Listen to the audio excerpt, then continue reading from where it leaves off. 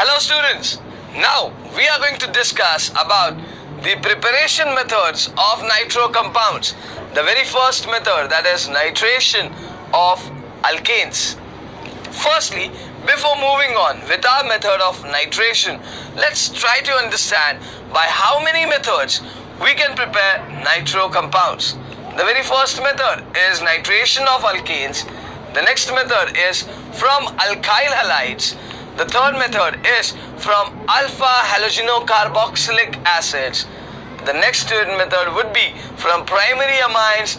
Next method from alpha nitroalkenes. And lastly, there would be a method from oximes.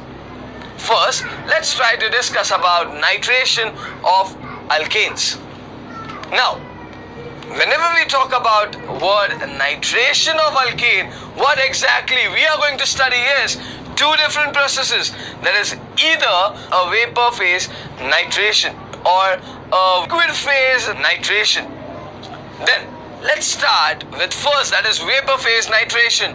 So herein, vapor phase nitration refers into nothing but introduction of an nitro group into your alkane molecule. So what we need to do, let's try with this. We have a compound called as RH, that is an alkane. To this, we are adding HNO3, that is nitric acid, at a temperature range of 423 to 698 kelvins. Now what happens is, HNO3, the first thing what I would do is, I would write HNO3 like OHNO2. And if we observe, OH and H can be combined, giving us a water molecule, and now what we are remaining with is only RNO2, that is nitroalkane. So now students, let's try and have one more example for this. If we happen to get a molecule of methane treated with HNO3, that is nitric acid, in the same temperature range, that is 423 to 698 kelvins, then what would happen? First thing what we would do is write CH4 as CH3H and write HNO3 as OHNO2.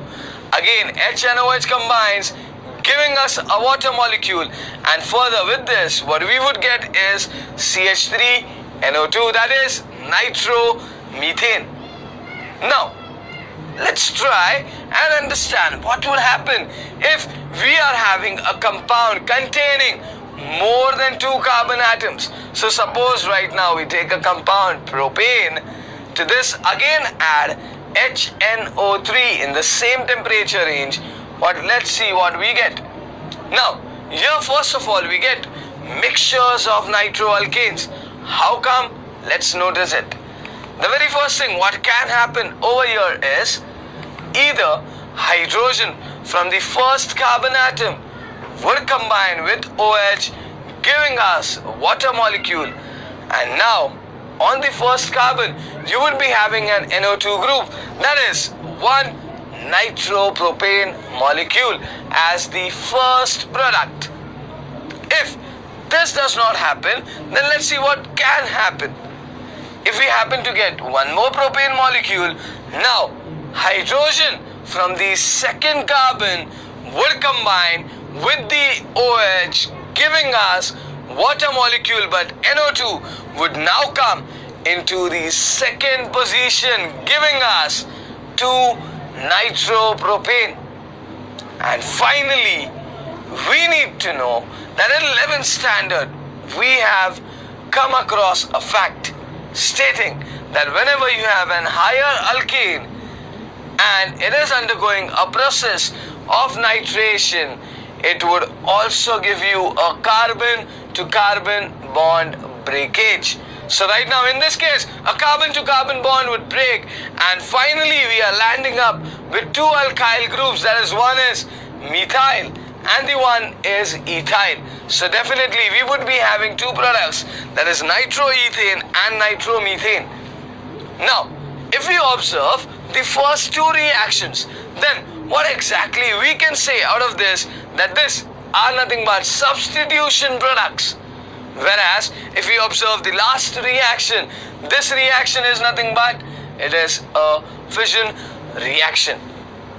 Now, once we are done with vapor phase nitration, let's understand with what is liquid phase nitration. Liquid phase nitration, my dear students, similar to vapor phase nitration, but with few differences. Let's see. In liquid phase nitration, first of all, the hydrocarbon is heated with conc HNO3 under pressure of 413 Kelvin. The next point we need to remember, nitration under these conditions is always slow and large number of polynitro compounds are produced. This was all for this module, students. Meet you in the next module. Till then, thank you.